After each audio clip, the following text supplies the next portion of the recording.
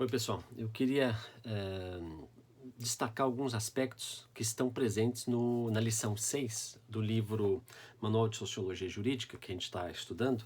E essa lição 6 trata de poder, Estado e controle social. Antes de qualquer coisa, isso está lá no, no, no meio do capítulo, mas eu já queria de cara fazer essa distinção. Controle social, ele não se refere exclusivamente a controle realizado pelas instituições estatais. É claro que em sociedades em que o direito é muito desenvolvido, as instituições públicas e estatais estão bem consolidadas e institucionalizadas, é evidente que o controle social, em boa medida, parte dessas instituições. Mas isso não faz com que se elimine o controle chamado controle informal das nossas relações. Isso acontece, por exemplo, em trabalho em grupo. No trabalho em grupo que vocês fazem, há ali um certo controle social. Há uma cobrança entre os membros, afinal de contas, que cabe a cada um a fazer e assim por diante, né? Então, isso significa que controle social ele é fundamental na sociedade, justamente porque é uma das formas de obter adesão dos membros, né? Para fazer com que o grupo, a sociedade, a comunidade funcione. Então, nesse sentido, nenhum agrupamento social funciona sem controle. Né? Do contrário, ele implode, ele deixa de existir. Né? Então, quais são as diferenças, as distinções que a autora faz e que eu queria só reforçar aqui para vocês? Um deles é em relação ao exercício, né? Que pode ser de orientação ou de fiscalização. O de orientação significa, isso é muito comum, por exemplo, em campanhas de ONGs, de governos, por exemplo, ou em plena pandemia, quando os governos nos orientam a fazer assim o assado, a usar máscara ou não usar máscara, a sair ou não poder sair. Né? Então, nesse sentido, essas orientações, elas são pedagógicas, elas têm um intuito de fazer com que a gente adira de forma espontânea. Mas ela também pode ser fiscalizatória, ela pode prever, por exemplo, punições caso a gente não faça tal como se orienta. Né? Quando esse nosso comportamento desvia e compromete ou ameaça a vida da sociedade ou da nossa comunidade. E ele também pode ser um controle social difuso, né, para todos. Né? Então, as campanhas, por exemplo, de trânsito, isso aí pode ser para todo mundo, quanto pode ser específico, como ele coloca, quando ela coloca, pode ser localizado. Por exemplo, aqueles que estão transitando na via e ultrapassam a velocidade. Então, o controle aí é exercido diretamente para aquele indivíduo. Né? Em relação às formas de controle social, né, como eu já salientei, eu acho que esse é um aspecto dos mais importantes, né, quando ela está abordando aqui as formas de controle, ela faz essa distinção entre formas formais e informais. Então, nesse sentido, ainda que vocês são do direito, vocês vão se apegar mais às formas formais do controle social, mas não se pode ficar desatento quanto às diversas formas de controle informais. Né? Que eles podem ser igualmente eficazes e funcionam. Né? Eles existem na nossa sociedade. Né?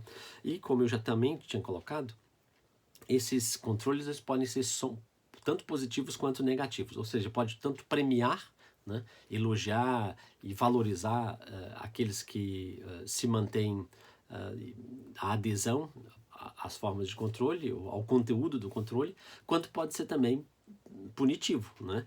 Pode ser penalizar, multar, tá certo? Então, qualquer sociedade se vale de ambos os tipos. Agora é interessante a gente perceber que sociedades mais democráticas, mais plurais, mais abertas, elas se valem muito mais dos aspectos positivos, né? Sempre valoriza mais a adesão.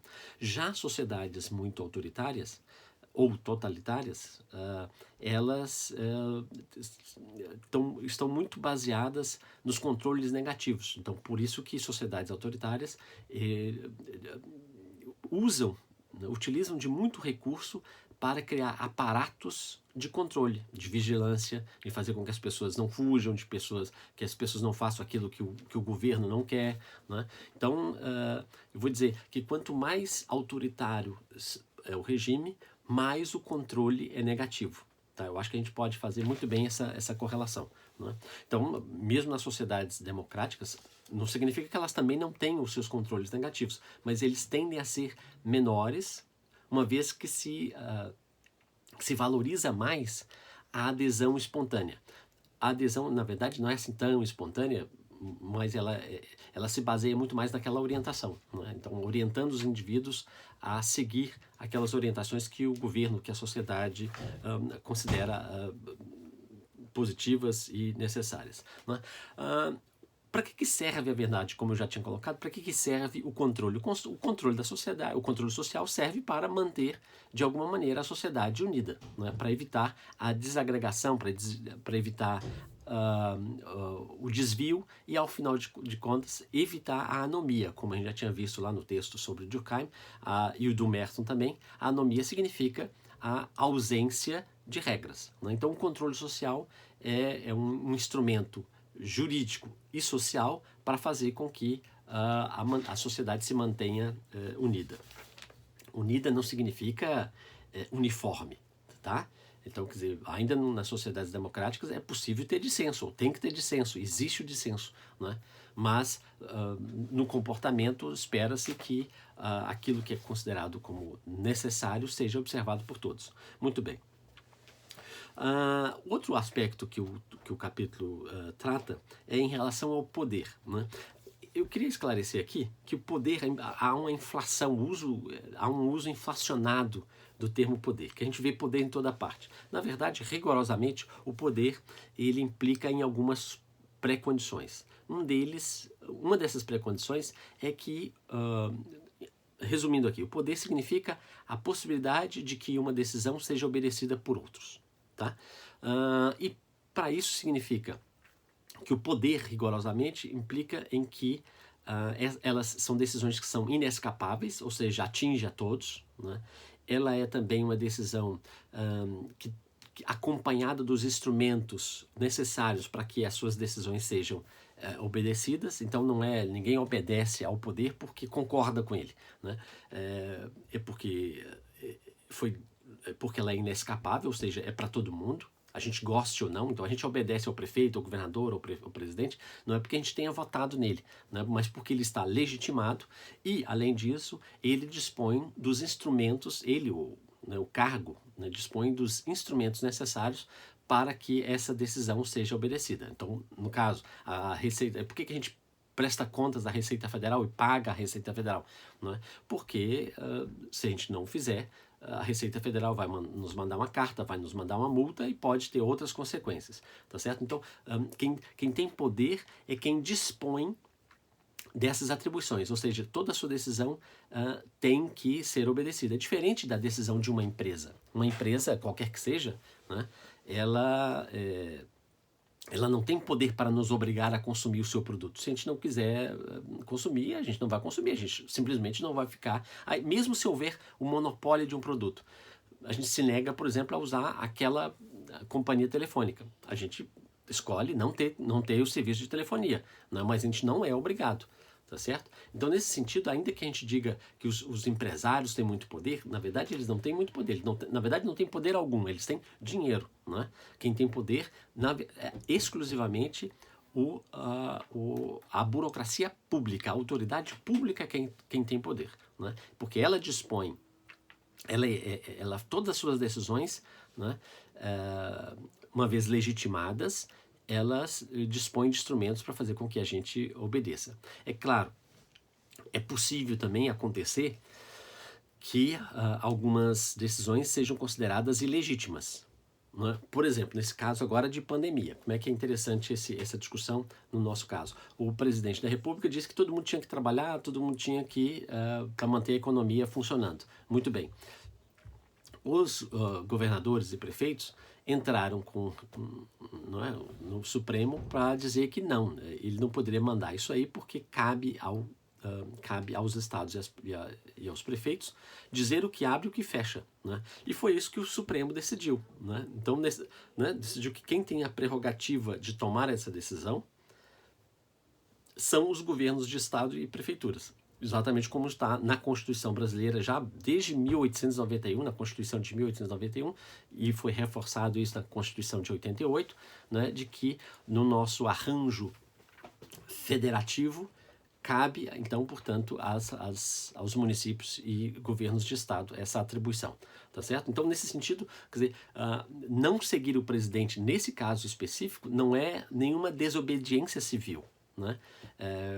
Seria desobediência civil se o fizesse, porque aí estaria afrontando justamente as orientações e as normas, né? Se um prefeito e um governador baixam um decreto, como tem baixado, dizendo o que pode abrir, o que pode fechar, se a gente seguir o presidente, a gente estaria, na verdade, provocando uma desobediência civil. E poderíamos, nesse caso, sofrer as consequências punitivas. Não sei como é que isso na prática funcionaria, mas o prefeito e o governador do estado, nesse caso, poderia lançar mão de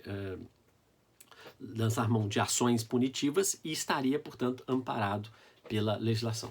Tá certo? Eu queria ainda falar um pouquinho sobre a burocracia, por ser, a gente já falou na aula passada sobre formas de autoridade, né, legítima. Lembra que nós falamos sobre, junto com Weber, que é o teórico da sociologia que explorou muito e que introduziu essa distinção entre os diferentes tipos de autoridade legítima, que é a carismática, a tradicional e a racional legal. Muito bem. Segundo Weber, o ápice da autoridade racional legal é justamente a burocracia, pública ou privada, não importa. Não é? Justamente porque está destacado também no livro, né, da Maria Lúcia Zabadel, não é? Quais são os componentes, as características da burocracia. E eu queria acrescentar, não é? Isso está na página 141 do livro da Zabadel, e tem um componente que ela não destacou e que é muito importante para caracterizar a burocracia, que é justamente a confiança que a autoridade racional legal tem na ciência. Isso é muito importante, importantíssimo eu diria, né? Porque exatamente é no conhecimento científico, né, que se baseia toda a racionalidade. Então, portanto, a gente já viu que a legalidade significa que a autoridade ela foi reconhecida, ela está por escrito, ela é chancelada nos escritos, no ordenamento jurídico, mas ela não é só isso, é um ordenamento jurídico que se baseia na cientificidade. Portanto, por exemplo, quando você vai fazer um concurso, quem é que quiser fazer um concurso para juiz, para procurador e assim por diante, ou na OAB, né, todo mundo vai ter que passar por uma prova da OAB, o que vai ser aferido ali é justamente conhecimento científico.